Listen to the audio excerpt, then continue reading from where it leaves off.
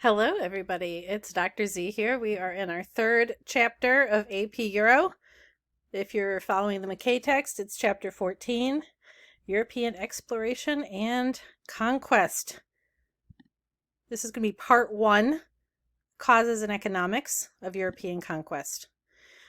So we're in the era of 1450 to 1650. I want you to think about what else has happened in this time period, aka the last 2 chapters. All right. And I'm also curious to know what colonization projects you already know about. Many of you have taken American history or a push, and you have already learned quite a bit. So I'm curious to know what you already know. And you can think broadly too about world history in different times and spaces. Lastly, I want you to consider what exactly is a colony. And then here's a new word, probably new for you, a metropole. Okay, hint, it's the opposite of a colony, but we'll talk more about that in class. So your text says that the strength of the Ottomans helps explain some of the missionary fervor Christians brought to new territories. It also raised economic concerns with trade routes east dominated by the Ottomans. Europeans wished to find new trade routes free of Ottoman control. So if we look at this map, you can see that in green is the known world to the Europeans, okay, in approximately the late 1400s. And then if you look at these lines, these are all of the documented voyages of, quote, exploration. And you notice that, like, this is the Ottoman world, right? And Europeans are headed west. They're like, well, let's check other stuff out. And you've learned quite a bit about this. You don't need to memorize all of it. But just to give you a sense of sort of why didn't they just head in this direction, right? Well, because it was already well known, okay, and well understood. Some causes of expansion: Black Death, right? There's less of it, okay? There's obviously the Reformation and the Christian Reconquista, which is having the Iberian Peninsula return to Christianity from Islam. And so, of course, there's, the Catholics are basically on the defense, if you think about it. And then you have a desire for glory, right? There's this manifestation of Renaissance curiosity and humanism and whatnot, but also a sense of competition between European monarchs, right? Catholics are on the defense. There's new economic trends. And you've probably heard of the 3 Gs of European colonization, so I'd like you to explain those to me. Technologies also enabled overseas voyages. Were they a cause or a catalyst? We've talked about the difference between those 2 words. Here are the different technologies. You see a Portolan map on the right. You see an astrolabe at the bottom. And there's a list here that the AP gods want you to understand regarding technologies. One of the things I want to talk to you a little bit about is the economics of this time period. And this is really the time when mercantilism takes hold. So you have the metropole, you have the mother country, okay? One of the European countries, be it Spain or Portugal or England or France or the Netherlands, right?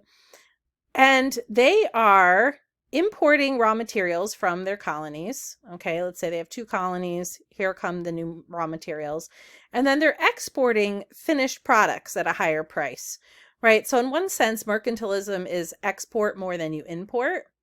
But also notice that the colonies are not trading with each other, right? So they're restricting the trade between and among the colonies directly.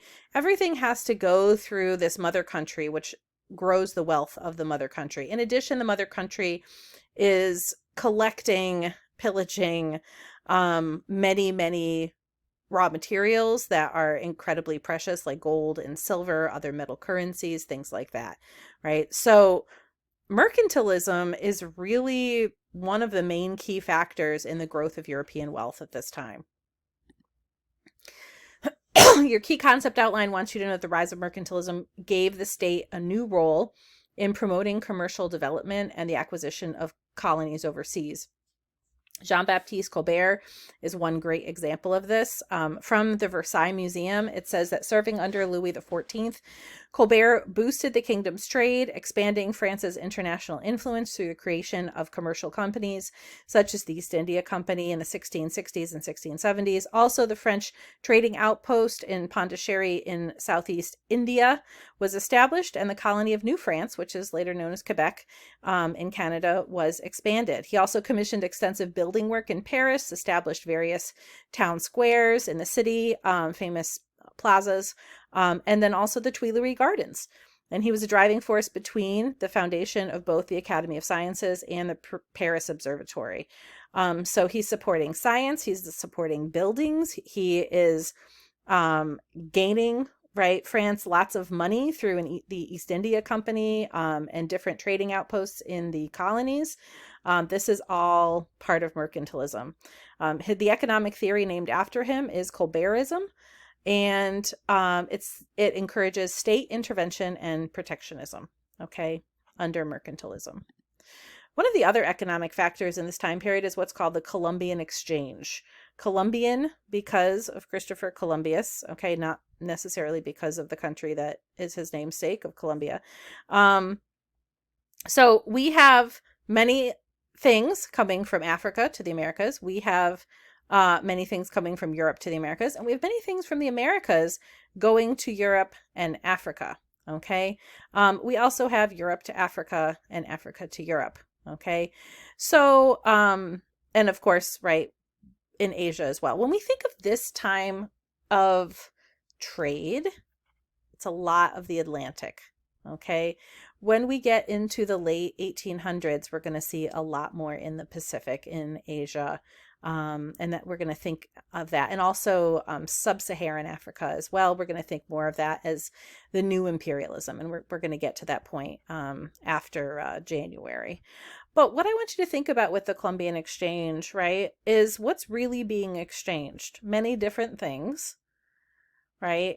And this is also an example of how colonization isn't just a one-way track, right? It is a two-way track. And it's important to think about it in that way. What does your key concept outline say? It says that Europe's colonial expansion led to a global exchange of goods, flora, and fauna, a shift toward European dominance, and the expansion of trade in enslaved persons. The exchange of goods shifted the center of power from the Mediterranean states, the Ottomans, the Spanish, the Portuguese, to the Atlantic states, the British and the Dutch, and brought the latter, the Dutch, into the expanding world economy. So we have this mainly Protestant state now moving in to become an economic powerhouse in Europe. The exchange of new plants, animals, and diseases is called the Columbian Exchange, created economic opportunities for Europeans. So what was exchanged, right? And we can look at some of these, right? We see many animals and plants, but then also diseases, right? You probably learned about last year in American history about the diseases brought by the Europeans and the havoc that they wreaked. Also, some of the animals wreaked havoc. Horses were used in battle for the first time in the Americas, and that was something that, was pretty catastrophic. The bringing of pigs to places like Cuba really were, if you guys know, we're in Florida, wild boars, they eat everything and they destroy habitats and wildlife. And, we still see them today as a species that's not supposed to be here in Florida. The results of colonial expansion, okay, obviously, right, that it resulted in destruction of indigenous civilizations, a shift towards European dominance, and the expansion of trade in enslaved persons. This is going to be more of what we talk about in part 2. But before we get to that, I just want you to think about these global trade routes, right, that were part of colonization. Then I want you to think about the world we live in today, right? We use this word globalization all the time. Those of you who are taking AP Econ will probably understand it fairly well, right? We live in a world that is globalized, meaning almost everything that we have, the clothing on your body, the food that you're consuming for breakfast this morning, many of those things come from very far away from your home, regardless of where you live in the world, right? Imports, exports, this is the way of the world, right? And it also broadens our world, right? Even today, many people will live in their lifetimes in many different spaces, right? Many people will work in many different countries in their lifetime. And we share information, right? And certainly diseases. We saw that with COVID, right? Which was certainly a global pandemic. So I hope this has gotten you thinking about a number of things. I look forward to our discussion in class. And stay tuned for the part 2 video.